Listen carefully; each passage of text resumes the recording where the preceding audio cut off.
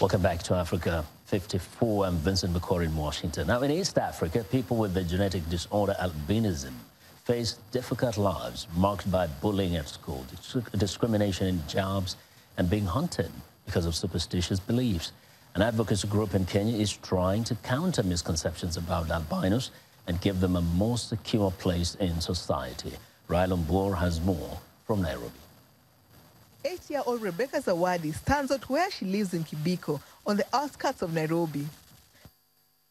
She stands out in school and each and every place you can think of, her grandmother says. But in Kenya, her pale skin and blonde hair also pose a threat to her health and security. Zawadi kwa upande pia wa kucheza kuna ugumu fulani. Zawadi has a lot of needs in all areas, including her education, clothing. She needs sunscreen, and it is very expensive, and you don't get sunscreen everywhere. When playing, some children discriminate against her. They don't want to play with her. Albinism, a genetic condition marked by the absence of pigment in the skin, causes vision problems and an increased risk of skin cancer. Because of superstitious beliefs in East Africa, some albinos are hunted and killed for their body parts. Thousands more face discrimination and poverty. Daniel Shisia, Zawadi's father, says it's difficult growing up as an albino and raising a child with albinism. Most persons with albinism will not go far in terms of education. Maybe they have gone to, they have reached Form 4 or maybe college. There are few who have gone beyond colleges. They are maybe in university, but most of them, they are at college level. So what I can just tell the government is to consider these persons with albinism to create jobs for them. Kenyan Senator Isaac Mwaura is the founder of Kenya's Albinism Society, an advocacy group working to support those with the condition. He has championed legislation to help albinos get the protection from the sun they need. I've been able to institutionalize a government program that gives free sunscreen lotions to persons with albinism in the whole country. That was my brainchild. I'm very happy about it. They give sunscreen lotions. Currently, the people who are benefiting are 3,200. After sun, lip care. We have monies for skin cancer treatment, protective clothing, and awareness creation. Every year, government allocates $1 million. Recently, young people participated in the second Mr. and Miss Albinism beauty pageant in Nairobi, an event organized by the Albinism Society of Kenya. Charlene Tunai was a contestant. I'm doing this so that to show others that we can still stand for ourselves. We can move from wherever we are. The cocoon we think that we are in, the loneliness we think that we are in, the asylum we've been going to and running to, and come out to the society and show them that we can participate, we are enabled. Contestants came from Kenya, Uganda, and Tanzania. Mwaura is working on more legislative initiatives, including ones that would outlaw ritual killings of albinos and ban harmful cultural practices that leave albinos on the margin of Kenyan society. Rylan Boer for VOA News, Nairobi. A group of storytellers from across the continent are drawing attention to African oral art, through which much of the people's history and culture were handed down from generation to generation. At an art festival in Nairobi, Kenya, the storytellers used several performances, including music, fables, and folk tales, to revive the dying practice. Take a look. Tonight was the night of the feast. Africa has a rich tradition of oral history and storytelling, but much of that is being lost to other forms of transmission in today's world. Through music, dance, modern fables, folk tales and more, tales of mysteries and of times past are brought to life at the reimagined Storytelling Festival in Nairobi, Kenya. Dozens of storytellers from across Africa want to revive a tradition they say is gradually fading.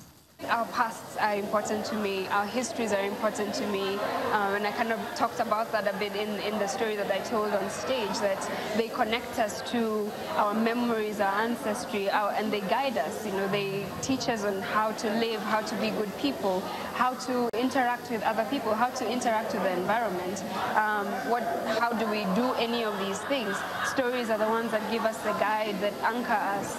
Chicken had nothing to show. So they were furious and they took away the gift sheet from the chicken.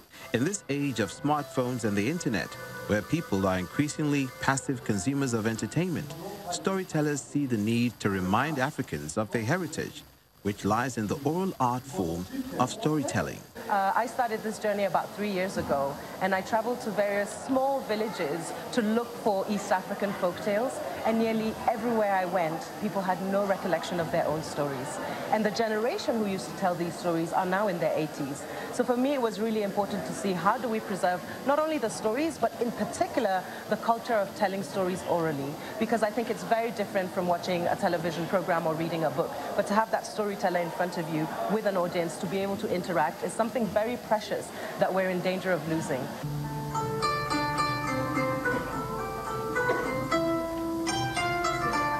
Accompanying several performances is the traditional kora, the African harp player Sanjali Jobate, who hails from a lineage of storytellers in West Africa. The stories at the festival highlight morals and knowledge of the African people, as well as issues shared across African societies, such as corruption and war. The humans and gorillas are more similar than you might think. We share a strikingly similar genetic code. We both live in families, and both species have distinctive body odor. And as Faith Lapidus reports, we both occasionally cheat at games. Maneuvering a peanut through a maze can be really challenging, especially if you're a gorilla. To keep their troop of endangered western lowland gorillas from getting bored, keepers at the Bristol Zoological Society set up a puzzle game for them. The apes need to guide a peanut through a series of obstacles by poking a stick through various holes to move it along. When the peanut reaches the bottom of the device, it drops out for them to eat. They've demonstrated some unexpected and distinctly human problem-solving abilities. So one example for you is their ability to get the nut out by cheating. So we've seen a lot of cheating behaviour going on where they've been putting their lips up against the device and sucking the nut out, which was not how we intended the device to be used. But it just shows you that they're very flexible, they're very capable of creating new solving strategies to access the food. Developed by the zoo and the University of Bristol, the game is designed to encourage the gorilla's cognitive and puzzle-solving abilities. The game's split up into different modules, and within each module there's a different puzzle. Some of these module puzzles require them to actually use tools in order to solve. They're removable, so we can take the modules out, redesign them, and put in an additional module puzzle, or change the actual structure. So it creates an endless stream of new and novel puzzles for them to solve. It also integrates hidden computer technology and motion sensors that record how, when, and where the gorillas use it. Previously, that would have taken hours of human observation. The researchers hope more advanced models will help zookeepers better understand both the mental and physical condition of the gorillas. Things like eyesight, hearing, other cognitive function, all of these could be measurable further on down the line. Eventually, they'd like to offer the technology as an open-source cognitive enrichment tool for all zoos with great apes. Faith Lapidus, VOA News. Well, and that's our show for today. You can also visit us online at voaafrica.com. I'm Vincent McCory in Washington. Yoka Rogers has our last word from Lagos. Thanks, Vincent. We look forward to bringing you another show next week. ChannelTV.com, remember, is your source for news, sports, and other programming. I'm Joka Rogers. Thanks for watching, and goodbye.